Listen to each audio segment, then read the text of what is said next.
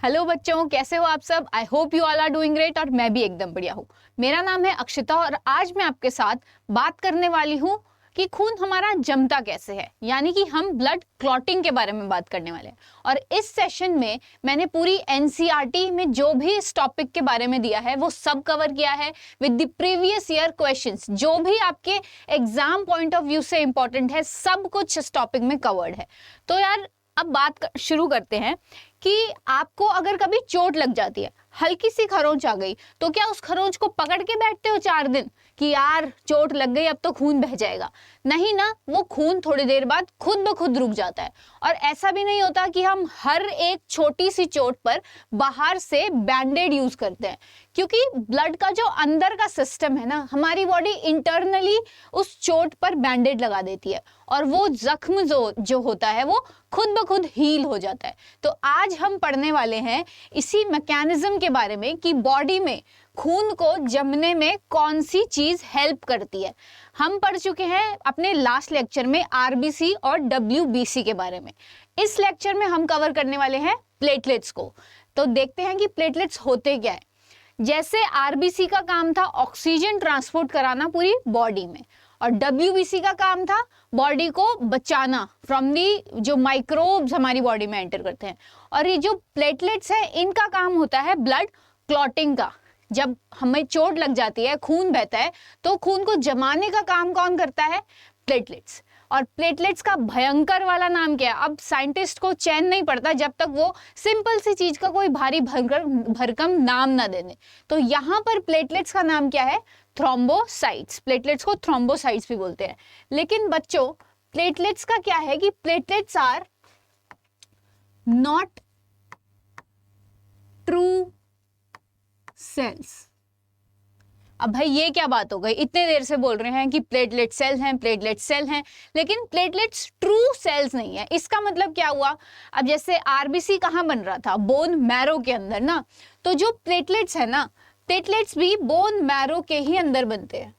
ये हम बना लेते हैं अपनी एक बोन, और इस बोन के अंदर कुछ सेल्स प्रेजेंट होते हैं। इसके अंदर मेगा कैरियोसाइट प्रेजेंट होते हैं।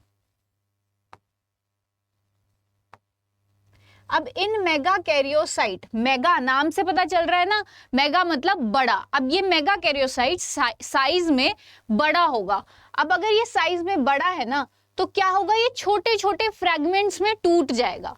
अब जैसे ही ये छोटे छोटे फ्रेगमेंट्स में टूट गया, इन छोटे छोटे फ्रेगमेंट्स को हम क्या बोलते हैं बच्चों?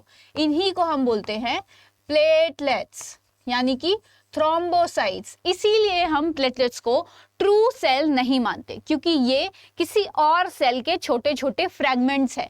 इस सेल के टूटने से बना है प्लेटलेट। ठीक है, तो platelets are the cellular fragments of megakaryocyte. ठीक, अब इनका लाइफ स्पैन कैसा होता है? अब बनते हमने देख लिया कि बोन मैरो में बनते हैं, लेकिन बोन मैरो में बनते हैं तो कितने दिन तक ये हमारी बॉडी में सर्कुलेट करते हैं? लगभग 7 से 8 दिन तक ये हमारी बॉडी में सर्कुलेट करते हैं। ठीक, अब इसके बाद इनका नॉर्मल नंबर कितना होता है? नॉर्मली 1.5 से 3.5 लाख पर mm³ ऑफ ब्लड इनका नंबर होता है। जैसे अगर ये है 1 mm³ ऑफ ब्लड, तो इतने से ब्लड में 1.5 से 3 लाख प्लेटलेट्स प्रेजेंट होंगे। देख रहे हो कितना बड़ा नंबर है इतने से खून में, इतनी सी ड्रॉप से भी कम खून में। तो अगर ये तो था नॉर्मल नंबर इसका कैसा होता है, लेकिन अब जरूरी तो नहीं है कि हर समय नॉर्मल ही रहेगा। कभी बढ़ सकता है नंबर, कभी घट भी सकता है।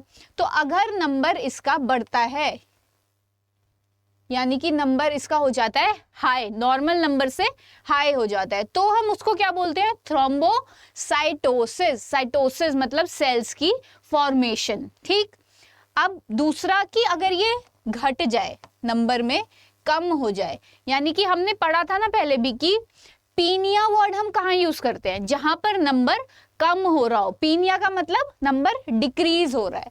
तो थ्रोम्बोसाइटोपीनिया हम उस कंडीशन को बोलते हैं जब थ्रोम्बोसाइट्स का नंबर नॉर्मल नंबर से कम हो जाता है। ठीक, और इसमें भी कुछ कंडीशंस हैं, जैसे अगर प्लेटलेट्स का काउंट 40,000 से कम हो जाता है, ये थोड़ा सा एनसीईआरटी से बाहर की चीज है, एनसीईआरटी में मेंशन नहीं है, लेकिन ये भी आपके एग्जाम पॉइंट ऑफ व्यू से इंपॉर्टेंट हो जाता है।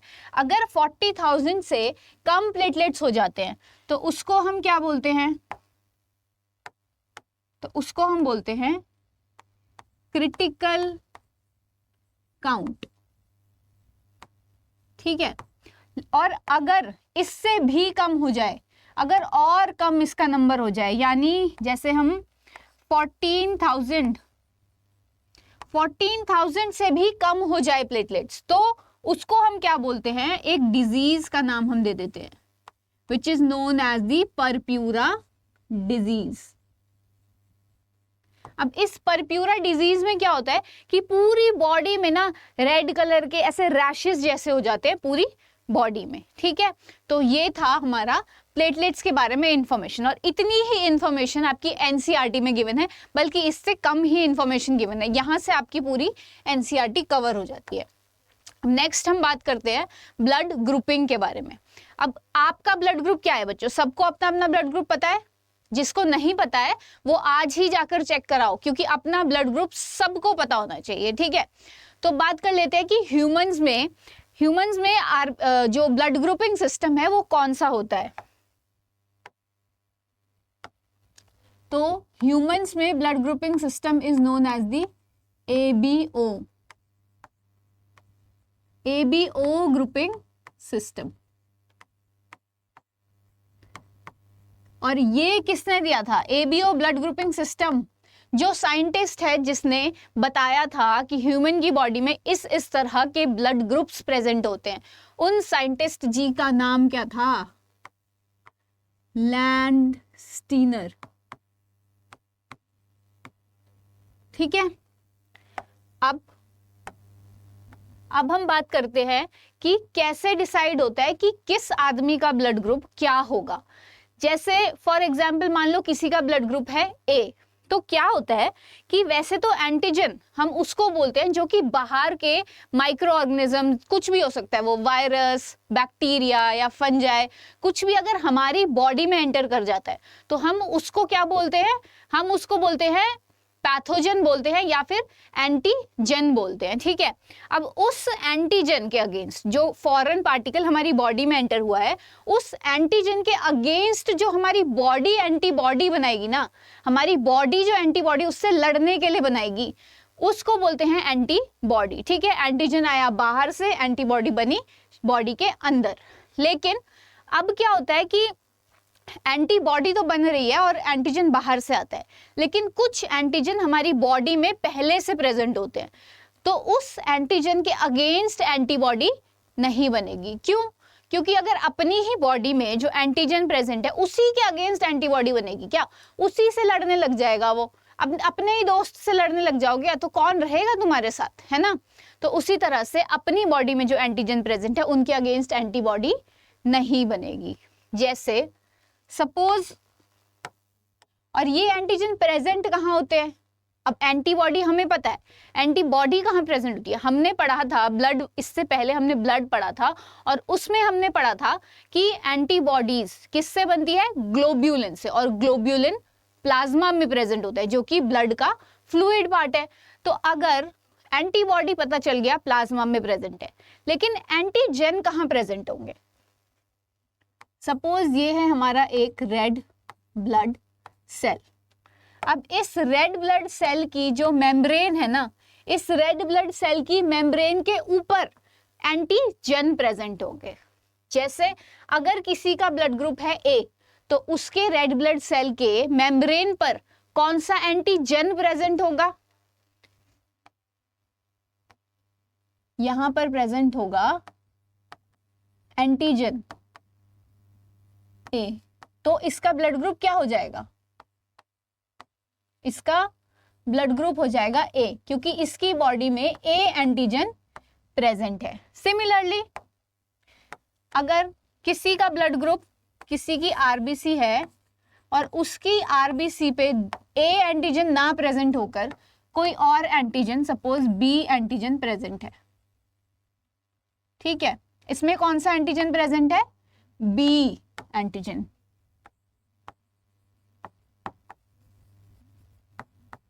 तो जिसकी आरबीसी में जैसा एंटीजन प्रेजेंट होगा उसका ब्लड ग्रुप वही हो जाएगा। अब ए एंटीजन प्रेजेंट था तो ब्लड ग्रुप ए हो गया, बी एंटीजन प्रेजेंट है तो ब्लड ग्रुप क्या हो जाएगा? ब्लड ग्रुप बी हो जाएगा। लिख रहे हो ना? अपनी अपनी नोटबुक में भी सबको लिखते रहना है, याद रखना है और हाईलाइट करना है। समझने की बात है, एक बार तुमने कॉन्सेप्ट को अच्छे से समझ लिया ना तो बार बार तुम्हें समझने की जरूरत नहीं पड़ेगी, तुम सिर्फ उसको रिवाइज करोगे और अपने शॉर्ट नोट्स बना लोगे तो यूं चुटकियों में सब कुछ रिवाइज हो जाएगा तुम्हारा। ठीक, तो अब हम देखते हैं, हमने पढ़ लिया ए एंटीजन और बी एंटीजन, यानी कि ए और बी ब्लड ग्रुप कैसे बनेगा वो तो हमें समझ आ गया। लेकिन अब मान लेते हैं ये है हमारा एक और आरबीसी। ठीक, अब इस आरबीसी के ऊपर दूसरी तरह के, अगर इसके ऊपर ए एंटीजन भी प्रेजेंट है, अगर इस आरबीसी के ऊपर दोनों तरह के एंटीजन प्रेजेंट है, इसके ऊपर ए एंटीजन भी प्रेजेंट है और इसके ऊपर बी एंटीजन भी प्रेजेंट है, तो अब क्या होगा? अब तो दोनों प्रेजेंट हो गए इसके ऊपर। जब प्रेजेंट था ए एंटीजन तो एंटीबॉडी ए के अगेंस्ट तो नहीं बनेगी, तो एंटीबॉडी कौन सी बनेगी?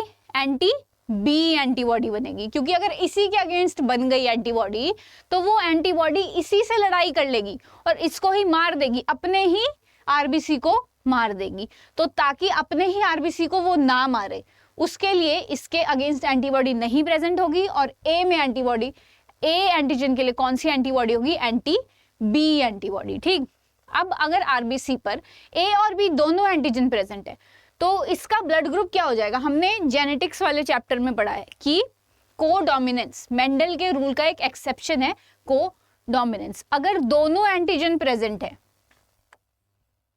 तो ब्लड ग्रुप क्या हो जाएगा?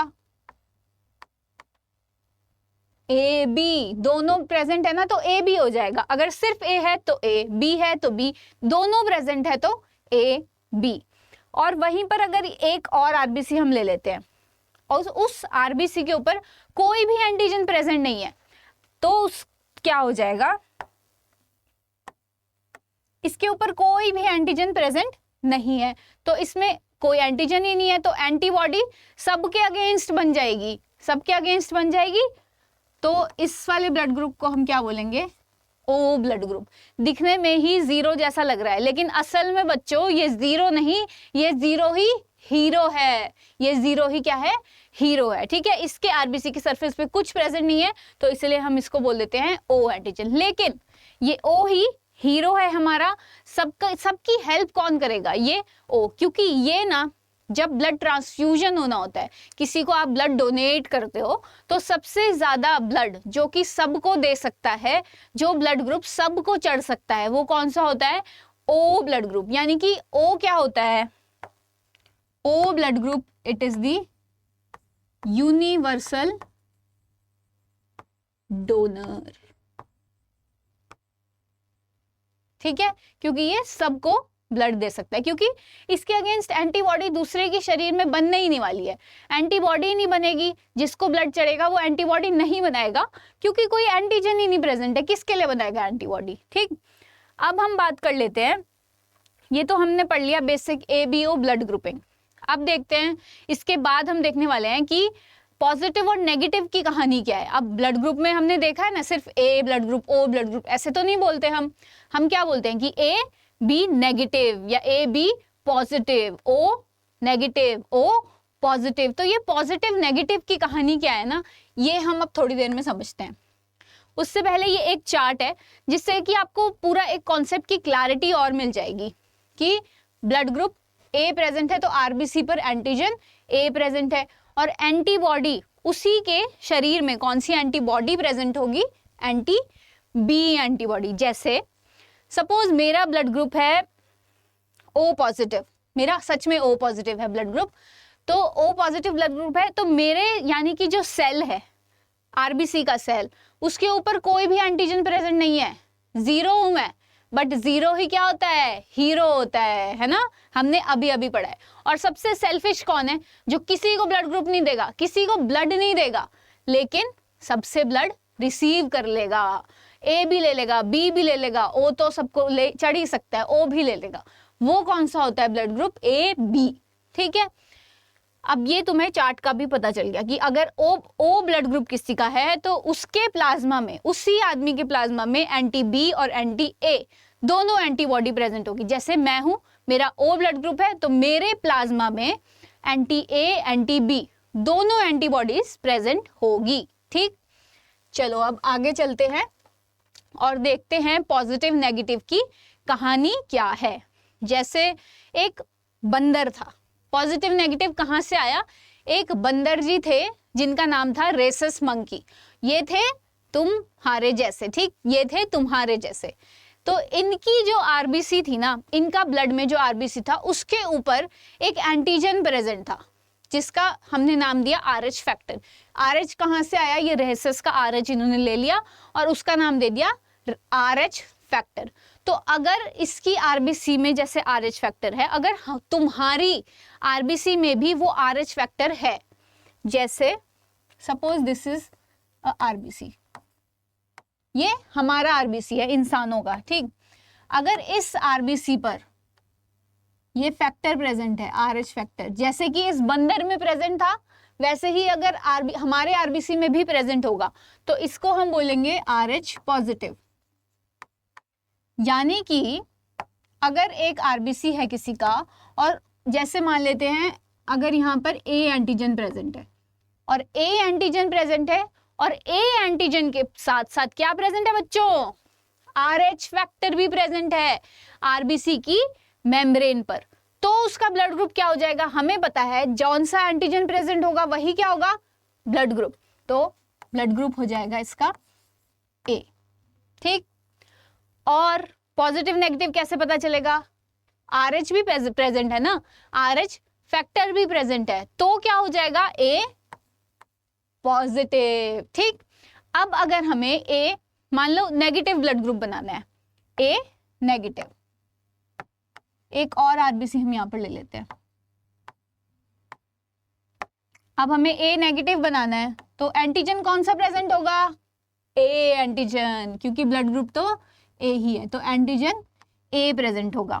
और बनाना है हमें नेगेटिव, यानी कि नेगेटिव कब होता है, जब आरएच फैक्टर प्रेजेंट ना हो, यानी कि आरएच एंटीजन प्रेजेंट ना हो। तो इस आरबीसी के सरफेस पे आरएच एंटीजन एब्सेंट है, तो जब आरएच एंटीजन एब्सेंट है मतलब क्या ब्लड ग्रुप हो जाएगा इसका, क्या हो जाएगा ब्लड ग्रुप, ए नेगेटिव। ठीक है, पॉजिटिव नेगेटिव की कहानी समझ आ गई कि क्यों पॉजिटिव होगा क्यों नेगेटिव होगा।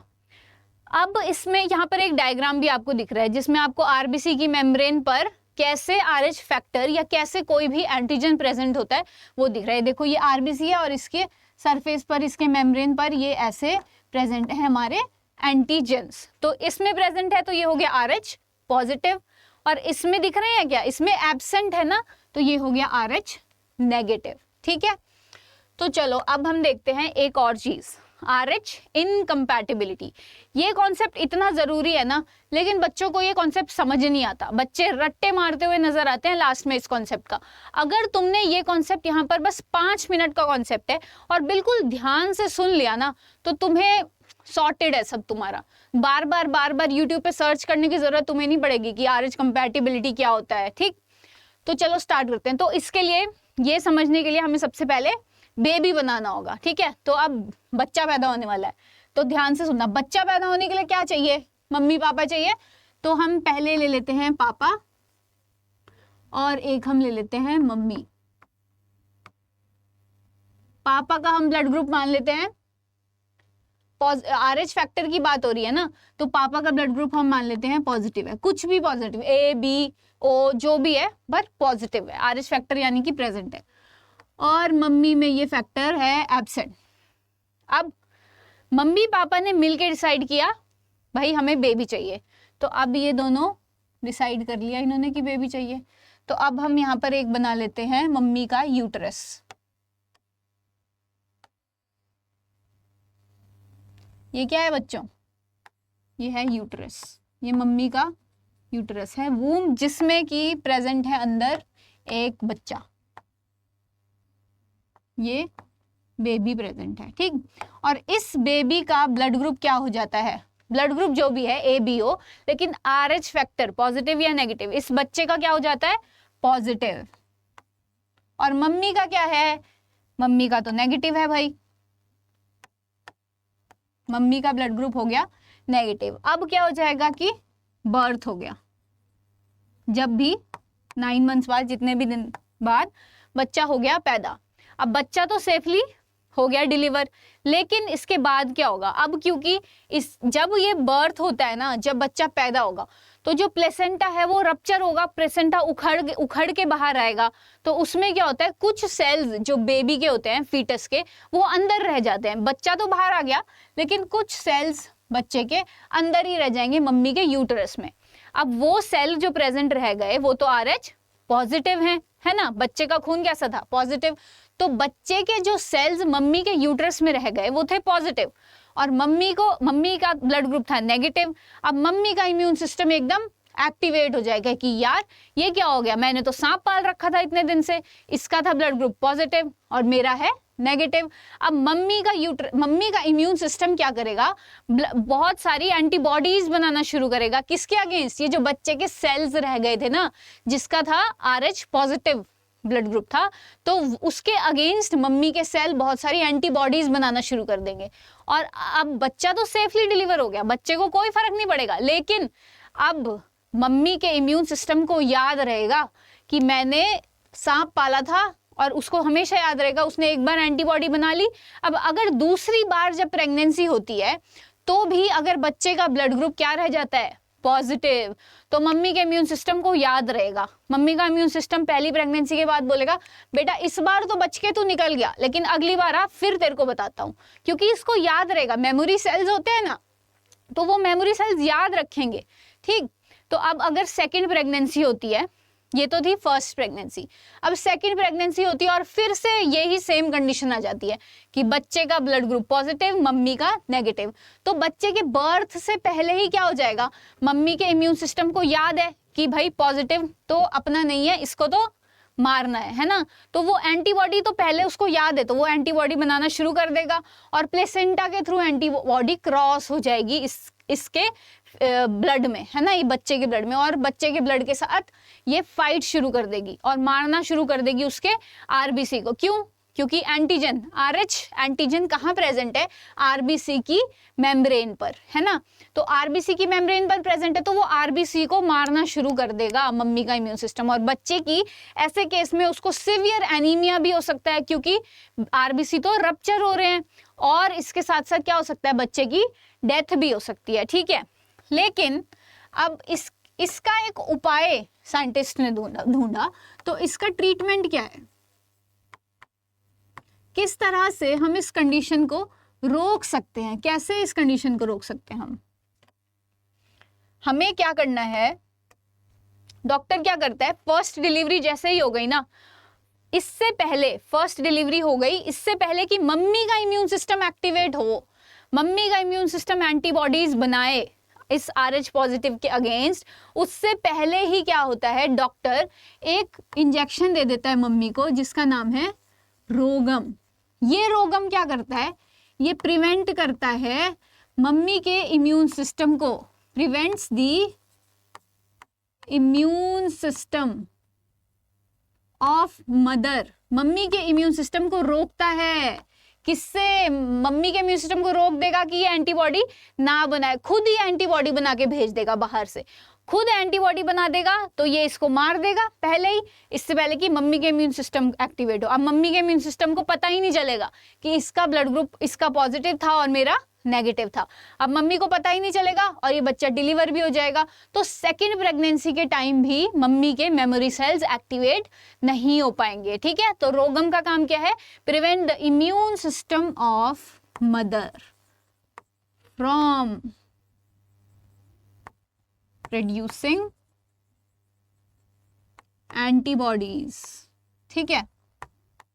एंटीबॉडीज ही नहीं बनेगी अब मम्मी के इम्यून सिस्टम को पता ही नहीं चलेगा, क्योंकि पहले ही इस रोगम ने जाके क्या किया, मार दिया उसको। ठीक है, जैसे कि हमें पापा से कुछ बात कहनी है तो डर लगता है ना, कुछ गलत काम किया है मम्मी को जाके बता देंगे, यार मम्मी ये गलती हो गई, प्लीज पापा को मत बताना, तो मम्मी पापा तक वो बहुत बात पहुंचने ही नहीं देगी। चाहे मम्मी खुद तुम्हारे 2 थप्पड़ लगा दे, लेकिन पापा तक बात नहीं पहुंचने देगी, क्योंकि पापा को पता चल गया तब तो बेटा गए काम से, है ना। तो उसी तरह से यहाँ पे रोगम मम्मी के इम्यून सिस्टम को पता नहीं चलने देगा, पहले ही खुद ही मार देगा, खुद ही मार देगा। ठीक, तो इस पूरी कंडीशन को हम क्या बोलते हैं, अब जिसमें अगर ये रोगम नहीं जाता है और बच्चे के सेल्स के अगेंस्ट मम्मी के सेल लड़ते हैं और बच्चे की डेथ हो जाएगी, तो इस कंडीशन को हम क्या बोलते हैं। ये बहुत इंपॉर्टेंट है बच्चों, बहुत इंपॉर्टेंट है। इसको हम बोलते हैं अराइथ्रोब्लास्टोसिस। नाम सुन के किसी ने डरना नहीं है, क्योंकि ये तो सिर्फ दिखने के नाम है यार, बाहर से ऐसा लगता है बहुत खतरनाक है, लेकिन है कुछ भी नहीं, कुछ मतलब बहुत सिंपल सा है इसका, अभी हम समझेंगे। अरिथ्रोब्लास्टोसिस फिटालिस। और वैसे भी नए नए बच्चे बायो में आए होते हैं 11th के, ऐसे भयंकर नाम रट के चले जाते हैं, मतलब पता हो चाहे ना पता हो, लेकिन बड़ा मजा बड़ा आता है ऐसे भयंकर से भारी भरकम शब्द अपने दोस्तों के ऊपर फेंक के मारने में, है ना। तो अराइथ्रोब्लास्टोसिस फिटालिस का मतलब क्या होता है, देखो क्या रप्चर हो रहा है, किसके अगेंस्ट एंटीबॉडी बन रही है, एंटीजन के अगेंस्ट, एंटीजन आरबीसी पर प्रेजेंट है, तो आरबीसी के अगेंस्ट एंटीबॉडी बन रही है ना, तो आरबीसी को हम क्या बोलते हैं, दूसरा नाम भयंकर वाला अराइथ्रोसाइट्स, है ना। तो अराइथ्रोसाइट्स के अगेंस्ट बन रही है, तो अराइथ्रो आ गया, आरबीसी। ब्लास्टोसिस, ब्लास्ट हो रहे हैं ना आरबीसी, फट रहे हैं, मर रहे हैं आरबीसी, तो ब्लास्टोसिस। और किसके आरबीसी मर रहे हैं, मम्मी के आरबीसी मर रहे हैं क्या, नहीं, फीटस के आरबीसी मर रहे हैं, बच्चे के आरबीसी, तो अराइथ्रोब्लास्टोसिस फिटालिस, ये है इसका पूरा नाम। तो समझ आया ना इजी तरीके से। अभी हम जब इसके क्वेश्चंस पढ़ेंगे तो हमें और क्लैरिटी मिल जाएगी कि किस किस तरह से इस टॉपिक में से क्वेश्चंस हमारे आते हैं। ठीक, अब देखो ये एक डायग्राम है, बाय चांस तुम्हें मैम का लिखा हुआ समझ ना आया हो तो तुम इस डायग्राम की मदद से भी समझ सकते हो। देखो ये फर्स्ट प्रेगनेंसी दिखाई है, जिसमें कि मम्मी का ब्लड ग्रुप नेगेटिव है। याद रखना है मदर का ब्लड ग्रुप क्या होना चाहिए, अगर बच्चे को अराइथ्रोब्लास्टोसिस फिटालिस होना है तो मम्मी का ब्लड ग्रुप नेगेटिव होना चाहिए, नेगेटिव, याद रखना है, ये क्वेश्चन पेपर में आता है। ठीक, तो फर्स्ट प्रेगनेंसी हुई, डिलीवरी हो गई, कुछ सेल बच्चे के रह गए मम्मी के यूट्रस में, तो और ये जो रोगम इंजेक्शन नहीं मिला, तो जैसे आईजीएम एंटीबॉडी क्रॉस होती है ना प्लेसेंटा से, आईजीएम बच्चे को मम्मी से मिलती है, उसी तरह से ये आरएच पॉजिटिव के अगेंस्ट जो एंटीबॉडी बनी थी वो भी क्रॉस हो जाएगी प्लेसेंटा से और पहुंच जाएगी बच्चे के उन सेल्स को मारने। लेकिन बच्चा तो निकल गया, बच्चा तो पहले ही चला गया बाहर, बच्चे को कोई इसमें फर्क नहीं पड़ेगा। लेकिन अब जब सेकंड प्रेगनेंसी होगी और बच्चे का ब्लड ग्रुप फिर से पॉजिटिव हो गया, तो क्या होगा कि मेमोरी सेल एक्टिवेटेड रहेंगे, पता है उनको, पहले ही पता है कि अच्छा पहली बार बच के निकल गया था, दूसरी बार नहीं छोड़ूंगा तेरे को, तो फिर से पॉजिटिव आ गया। अब मम्मी के सेल एकदम फाइट शुरू कर देंगे और मम्मी के मेमोरी सेल्स इसके प्लाज्मा सेल्स को डिशुम डिशुम एकदम खत्म कर देंगे आरबीसी को, और क्या हो जाएगा, अराइथ्रोब्लास्टोसिस फिटालिस। ठीक, अब लेकिन इसका प्रिवेंशन क्या है कि हम इंजेक्शन दे देते हैं रोगम, जो कि मम्मी के सेल को एक्टिवेट, मम्मी के इम्यून सिस्टम को एक्टिवेट होने से रोक देगा, क्योंकि वो खुद ही मार देगा बच्चे के सेल को। ठीक है, तो ये था हमारा पूरा अराइथ्रोब्लास्टोसिस फिटालिस का डायग्राम। विदाउट रोगम क्या होता है, और वो इंजेक्शन जो प्रिवेंशन के लिए होता है उसका नाम है रोगम। ठीक, अब चलते हैं हम नेक्स्ट ब्लड क्लॉटिंग के बारे में।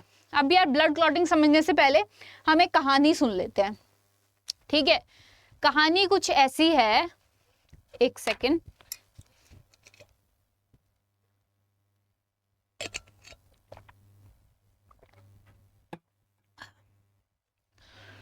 तो यार कहानी कुछ ऐसी है कि एक बार की बात है कि एक लड़का था चिंटू। अब चिंटू की मम्मी ने चिंटू को बोला, जा बेटा एक दूध की थैली ले आ दुकान से जाके। अब चिंटू साइकिल चला रहा था आराम से और जा रहा था दुकान की तरफ। अब उसको रास्ते में साइड में खड़ी दिख गई चिंटी।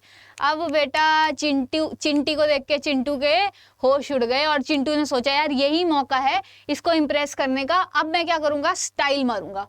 तो चिंटू ने छोड़ा एक हाथ और एक हाथ छोड़ के चिंटू साइकिल चलाने लगा और जैसे ही चिंटू ने देखा कि चिंटी पास आ रही है, उसने दूसरा हाथ भी छोड़ दिया और एकदम स्टाइल में वो साइकिल चलाने लगा। लेकिन बच्चों क्या हुआ, चिंटी को देखते देखते साइकिल चलाने के चक्कर में चिंटू जाके बजा दीवार पे और धड़ाम से नीचे गिरा।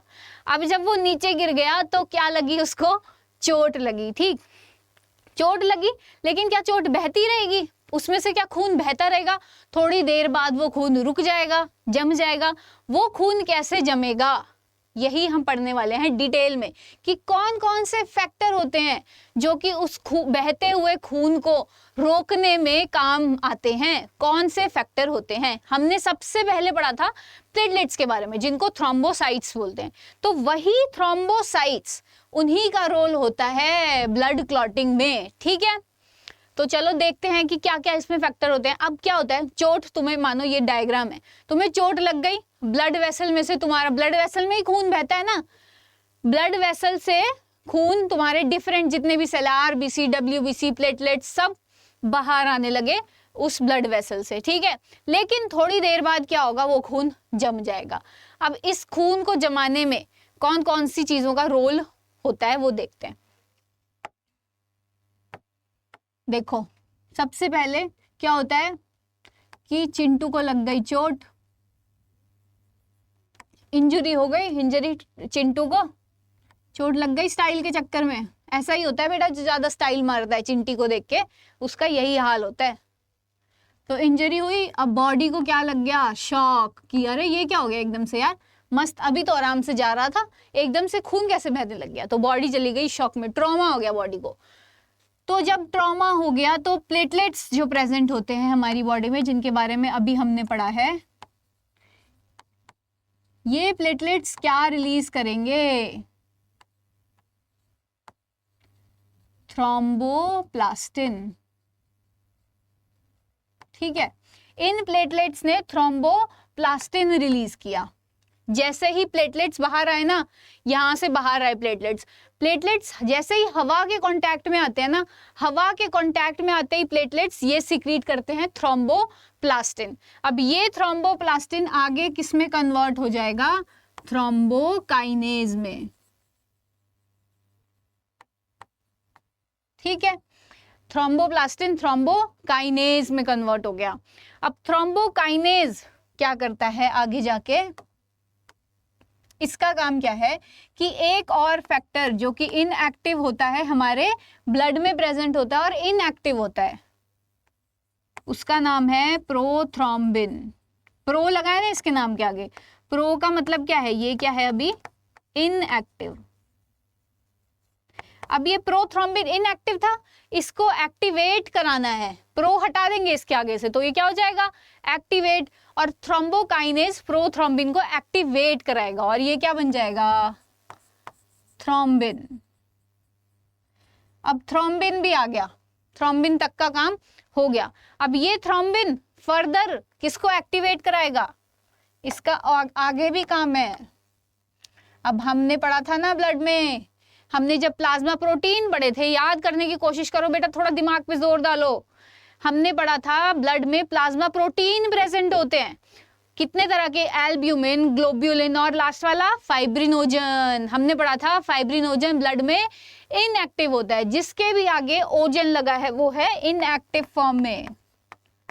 तो फाइब्रिनोजन ब्लड में इनएक्टिव फॉर्म में, क्योंकि इसके पीछे ओजन लगा है ना, तो ये है इनएक्टिव। अब इस इनएक्टिव फाइब्रिनोजन को थ्रोम्बिन एक्टिवेट करेगा, किसमें, फाइब्रिन में। अब ये फाइब्रिन का ही सारा कमाल है, जो भी कमाल करेगा ये फाइब्रिन करेगा। वो जो पपड़ी सी जम जाती है ना खून के रुकने के बाद, खून रुकता है, उसके बाद धीरे धीरे उसके ऊपर सॉलिड सा एक स्कम, हम उसको बोलते हैं स्कम, यानी कि लोग वैसे हम बोल देते हैं पपड़ी। वो पपड़ी किसकी वजह से जमती है, फाइब्रिन की वजह से, क्योंकि ये फाइब्रिन ना धागे की फॉर्म में होता है, व्हाइट कलर के धागे होते हैं, जैसे यहाँ दिख रहा है ना ये व्हाइट व्हाइट कलर का जाल जैसा, ये क्या है, फाइब्रिन। तो ये फाइब्रिन क्या करते हैं, जहाँ पे जमाना है खून को, वहां पे ऐसे ये धागे की फॉर्म में प्रेजेंट होते हैं, ये इस तरह से जाल बना लेंगे एक अपना, ठीक है, एक जाल बना लेंगे। वो कहानी सुनिए ना, वो शेर को पकड़ने के लिए जाल डालते हैं, बस वैसा ही जाल है, ये फाइब्रिन बनाता है। ठीक, अब ये जाल इन्होंने बना लिया। अब क्या होगा, इस जाल में ना आरबीसी जो हमारे हैं, इस जाल में हमारे आरबीसी जाकर फंस जाएंगे। इस तरह से आरबीसी फंस गए जाल में। ठीक है, और ये हमारा हो गया ब्लड क्लॉटिंग। इस तरह से हमारा खून बहना रुक जाएगा, जैसे यहाँ दिख रहा है। ये देखो, ये खून बह रहा था, सारे सेल्स बाहर निकल रहे थे, प्लेटलेट्स जैसे ही हवा के कांटेक्ट में आए उन्होंने क्या बना दिया, थ्रोम्बोप्लास्टिन। थ्रोम्बोप्लास्टिन ने थ्रोम्बोकाइनेज बनाया, आगे आगे बनाते रहे और लास्ट में फाइब्रिन बना, ये जाल। अब इस जाल में आरबीसी फंस गए और आरबीसी फंस के इन्होंने यहाँ पे ये क्लॉट बना लिया, खून का थक्का जिसको बोलते हैं। ठीक है, क्लॉट बना लिया। यहाँ इस डायग्राम में दिख रहा है तुमको, देखो व्हाइट व्हाइट जाल प्रेजेंट है और उस जाल में आरबीसी फंसे हुए हैं। ठीक है, तो इसी तरह से हमारा बनता है ब्लड क्लॉट, और ये मैकेनिज्म है ब्लड क्लॉटिंग का। अब इस ब्लड क्लॉटिंग में एक फैक्टर ऐसा है जो कि बहुत इंपॉर्टेंट है, जिसके बिना ब्लड क्लॉटिंग हो ही नहीं सकती, हो ही नहीं सकती बेटा। वो क्या चीज है, क्या चीज है वो, कैल्शियम आयंस। बच्चों, बिना कैल्शियम आयंस के कुछ भी स्टेप, एक स्टेप से दूसरे स्टेप में जाना इम्पॉसिबल है अगर कैल्शियम प्रेजेंट नहीं होगा। देख रहे हो कितना इंपॉर्टेंट है कैल्शियम, है ना। तो थ्रोम्बोप्लास्टिन को थ्रोम्बोकाइनेज में कन्वर्ट होने के क्या चाहिए, कैल्शियम। थ्रोम्बोकाइनेज को थ्रोम्बिन में कन्वर्ट होने में, मतलब प्रोथ्रोम्बिन को थ्रोम्बिन में कन्वर्ट होने में क्या चाहिए, कैल्शियम। फिर थ्रोम्बिन कन्वर्ट करेगा फाइब्रिनोजन को फाइब्रिन में, क्या चाहिए अगेन, कैल्शियम चाहिए। तो कैल्शियम एक ऐसा आयन है जिसके बिना ब्लड क्लॉटिंग की हम सोच भी नहीं सकते। ठीक है, तो ये था पूरा ब्लड क्लॉटिंग का मैकेनिज्म कि कैसे ब्लड क्लॉटिंग होती है हमारे ब्लड में। अब इसमें तुम्हें दिख रहा है कि एक स्टेप हो रहा है, उसकी वजह से दूसरा हो रहा है, फिर इसकी वजह से तीसरा हो रहा है, फिर चौथा, पांचवा। लेकिन अगर पहले वाला स्टेप ही नहीं होगा तो दूसरा तो हो ही नहीं पाएगा, है ना, दूसरा स्टेप हो नहीं पाएगा। तो ऐसे स्टेप जिसमें एक के बाद एक के बाद एक दूसरा होता है, जैसे हम देखते हैं कि वाटर फॉल होता है। वाटरफॉल कैसे होता है, पहले ऊपर से पानी आता है, नीचे नीचे नीचे, फिर जाके नीचे एकदम बड़ा सा लेक जैसी बन जाती है पानी की, है ना। और जैसे मान सकते हैं हम सीढ़ियां का एग्जांपल लेते हैं। अब जब तुम सीढ़ी चढ़ते हो या सीढ़ी उतरते हो तो पहली सीढ़ी से पहली ऊपर वाली पहली सीढ़ी से दूसरी, तीसरी, चौथी, पांचवी ऐसे उतरते हो ना, या पहली से डायरेक्ट नीचे धड़ाम कूदते हो, फिर तो बेटा ब्लड क्लॉटिंग की बहुत जरूरत पड़ जाएगी तुमको। ठीक है, ऐसा तो नहीं करते ना, ऊपर वाली सीढ़ी से सीधा नीचे धड़ाम नहीं करते, एक के बाद एक के बाद एक स्टेप वाइज हम चलते हैं। तो ऐसा सिस्टम जिसमें कि एक के बाद एक के बाद एक स्टेप होता है, उसको हम क्या बोलते हैं, कैस्केड, कैस्केड इफेक्ट। कैस्केड का मतलब क्या हो गया, ऐसे स्टेप वाइज, जैसे सीढ़ी से उतरते हैं एक के बाद एक के बाद एक। ठीक, तो ब्लड क्लॉटिंग का मैकेनिज्म भी कैस्केड इफेक्ट होता है। ठीक है, तो हमने समझ लिया ब्लड क्लॉटिंग भी अच्छे से कि क्या होता है। अब मैंने तुम्हारी संतुष्टि के लिए, दिल की संतुष्टि के लिए यहाँ पर एनसीईआरटी की लाइंस भी ऐड की हैं कि तुम्हारी एनसीईआरटी में क्या क्या लिखा है। जो हमने पढ़ा है क्या वो है भी एनसीईआरटी में, या कुछ मिस तो नहीं हो गया, ये भी देख लो। प्लेटलेट्स आर कॉल्ड थ्रोम्बोसाइट्स, हमने पढ़ लिया। हमने देखा कि वो बोन मैरो में बनते हैं, किससे बनते हैं, मेगा कैरियोसाइट से बनते हैं। कितने होते हैं, 1.5 लाख से 3 लाख होते हैं। क्या काम है प्लेटलेट्स का, ब्लड कोएगुलेशन, ब्लड को जमाना, ब्लड क्लॉटिंग। ठीक है, ये हमने ये पूरा पढ़ लिया, बल्कि इससे ज्यादा ही हमने कवर किया है ना। थ्रोम्बोसाइटोसिस हमने पढ़ा है, थ्रोम्बोसाइटोपिनिया हमने पढ़ा है, वो तो यहाँ पे मेंशन नहीं है ना, बट ये भी जरूरी है एग्जाम के लिए। ठीक, फिर हमने कोएगुलेशन ऑफ ब्लड पढ़ा कि कैसे ब्लड क्लॉटिंग होती है। हमने देखा इंजरी हो गई, बॉडी को लगा शॉक। ठीक है, बॉडी ने क्या बनाया, रेडिश ब्राउन स्कम बनाया। कैसा कलर का होता है वो तो सबको पता ही है ना, रेडिश ब्राउन, देखा है तुमने, खून जमता है कौन से कलर का होता है, बाहर से रेडिश ब्राउन स्कम जमता है। फिर क्लॉट, क्लॉट कैसे बनता है, कैस्केड इफेक्ट कैस्केड इफेक्ट हमने पढ़ा। हमने देखा कि फाइब्रिनोजन का बहुत इंपॉर्टेंट रोल होता है। थ्रोम्बिन का रोल देखा हमने, थ्रोम्बिन किससे बनता है, प्रोथ्रोम्बिन से थ्रोम्बिन बनता है। फिर थ्रोम्बिन का काम क्या होता है, फाइब्रिनोजन को फाइब्रिन में बदलना। और सबसे इंपॉर्टेंट कि ये क्या है, कैस्केड इफेक्ट। यानी कि कैस्केड इफेक्ट का मतलब क्या हो गया कि एक के बाद एक बनता रहेगा, कैस्केड प्रोसेस है, ठीक। 1 2 3 इस तरह से स्टेप वाइज चलेगा ये, ठीक है। और हमने इसमें देखा कि कैल्शियम आयंस का रोल कितना इंपॉर्टेंट है। विदाउट कैल्शियम आयंस होगी ही नहीं ब्लड क्लॉटिंग, ठीक। और आरएच ग्रुपिंग के बारे में भी पढ़ा, एबीओ ब्लड ग्रुपिंग के बारे में भी पढ़ा। एबीओ ब्लड ग्रुपिंग में देख लिया ना कि एंटीजन जो प्रेजेंट होगा वही क्या होगा, ब्लड ग्रुप होगा। ये भी उसी, ये सब वहां पे दिया है, जो हमने पढ़ा है सारा कुछ वही है, बस बल्कि उससे कम ही आपके एनसीईआरटी में दिया होगा, ठीक है।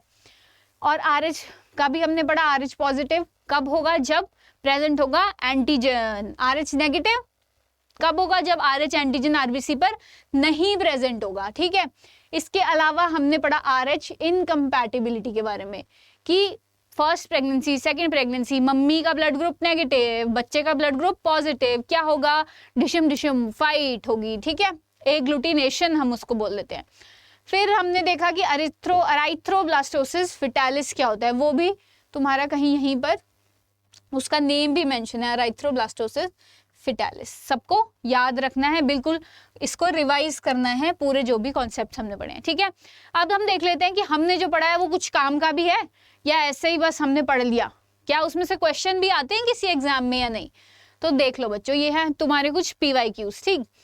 तो नीट 2022 में जो फेज 1 था उसमें ये क्वेश्चन आ चुका है। अब देखना ध्यान से, तुम ये पूरी वीडियो अटेंड करने के बाद ये सॉल्व कर पाते हो या नहीं, ठीक है। तो स्टेटमेंट 1 हमें सेलेक्ट क्या करना है, पहले हम ये देख लेते हैं। हमें इसमें से पूरे 4 ऑप्शन में से कौन सी स्टेटमेंट सही है और कौन सी गलत है ये पता करना है, ठीक है। इसको, ऐसे क्वेश्चंस को करने के लिए ना तुम्हें कॉन्सेप्ट की क्लैरिटी बहुत जरूरी है, ठीक है। तो the कोएगुलम is formed of network of threads called thrombin.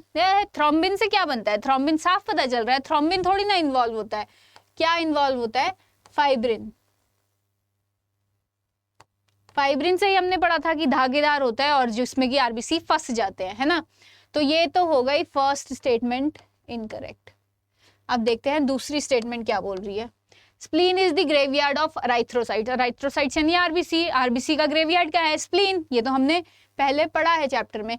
तो फर्स्ट स्टेटमेंट तो हो गई हमारी incorrect. Statement 1 is incorrect but statement 2 is correct. तो हमारा आंसर क्या हो जाएगा, ऑप्शन नंबर सी हमारा आंसर हो जाएगा, ठीक है। इस तरह से हमें ये क्वेश्चंस को अटेम्प्ट करना होता है। बिल्कुल इनकरेक्ट क्या पूछा है और सही पूछा है, करेक्ट पूछा है या इनकरेक्ट पूछा है, इस पे बहुत ध्यान देना होता है। और अगर क्वेश्चन में कहीं नॉट लिखा मिल गया ना तो उस नॉट को अंडरलाइन कर लेना चाहिए, क्योंकि अक्सर वो क्वेश्चन हमारे गलत हो जाते हैं।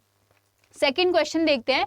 Name the blood cells whose reduction in number is causing clotting disorder leading to excessive loss of blood from the body। Question कहाँ आ चुका है, नीट में फेज 2 में 2016। याद है ना 2016 का क्वेश्चन पेपर टफ था, लेकिन ये क्वेश्चन तो हमें बहुत इजी लग रहा है यार, ठीक है। कौन से फैक्टर इन्वॉल्व होते हैं ब्लड क्लॉटिंग में, हमें पता है। अराइथ्रोसाइट्स का, आरबीसी का काम क्या है, ऑक्सीजन पहुंचाना। न्यूट्रोफिल्स का काम क्या है, ये हमने पढ़ा है ना, सबसे ज्यादा अमाउंट में प्रेजेंट होते हैं। नोबडी लव्स मी एक्सेप्ट भैया, N for neutrophil, N for nobody, तो ये भी इसका आंसर नहीं है। और ल्यूकोसाइट्स क्या होते हैं, WBC, उनका तो काम क्या है, आर्मी जैसा प्रोटेक्ट करना हमारी बॉडी को, ठीक। तो इसका आंसर क्या हो गया, थ्रोम्बोसाइट्स। थ्रोम्बोसाइट्स यानी कि प्लेटलेट्स, जो कि क्लॉटिंग में हेल्प करते हैं, ठीक है। अब देख लेते हैं next question. Person with blood group AB is considered a universal recipient because he has AB blood group वाला सबसे सेल्फिश है ना, सबसे सेल्फिश, तो सबसे ब्लड वो ले सकता है। AB में भी कौन सा, पॉजिटिव या नेगेटिव, AB पॉजिटिव वाला होता है यूनिवर्सल रेसिपिएंट, नेगेटिव वाला नहीं, पॉजिटिव वाला, ठीक है। अब देखते हैं हम स्टेटमेंट्स क्या है। Both A and B antigen in the plasma but no antibodies. अब बताओ यार क्या लिखा है, A और B antigen present in the plasma.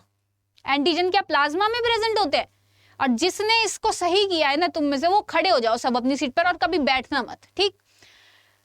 तो ए और बी एंटीजन तो ब्लड के आरबीसी के ऊपर प्रेजेंट होते हैं ना, प्लाज्मा में थोड़ी ना प्रेजेंट होते हैं। Next is both A and B antibodies in the plasma. Antibody plasma में तो प्रेजेंट होती है, लेकिन क्या ए बी ब्लड ग्रुप में? ये सही क्वेश्चन है। अगर सही है तो पहले बाकी ऑप्शंस भी देख लेते हैं कि क्या बाकी ऑप्शंस बोल रहे हैं। No antigen on RBC and no antibody in the plasma, ये कंडीशन तो किसकी है? जब ब्लड ग्रुप क्या होगा? ओ, यानी कि जीरो वाला ब्लड ग्रुप, लेकिन जीरो ही हीरो है, ठीक। ओ ब्लड ग्रुप में कोई भी, ओ इसलिए है ये क्योंकि इस पे कोई एंटीजन प्रेजेंट ही नहीं है। जब एंटीजन ही नहीं होगा तो एंटीबॉडी कहाँ से प्रेजेंट होगी, है ना। Both A and B antigen on RBC. A B blood group कब होता है? जब ए और बी दोनों एंटीजन आरबीसी पे प्रेजेंट होते हैं। तो सही लिखा है, आरबीसी पर प्रेजेंट होते हैं, but no antibodies in the plasma. सही है क्या ये? एंटीबॉडीज प्लाज्मा में नहीं प्रेजेंट होगी, सही बात है। अगर एंटी ए एंटी बी दोनों एंटीबॉडी बन गई प्लाज्मा में तो क्या होगा? वो उसी को मार देगी, अपने ही सेल्स को मार देगी। तो सही आंसर कौन सा हो गया हमारा? डी वाला, ठीक। अब ये लास्ट क्वेश्चन है हमारा, देख लेते हैं क्या है। Which one of the following plasma proteins is involved in the coagulation of blood.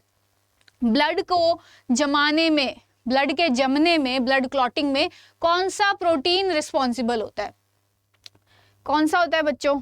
Albumin. Albumin होता है क्या? नहीं होता है।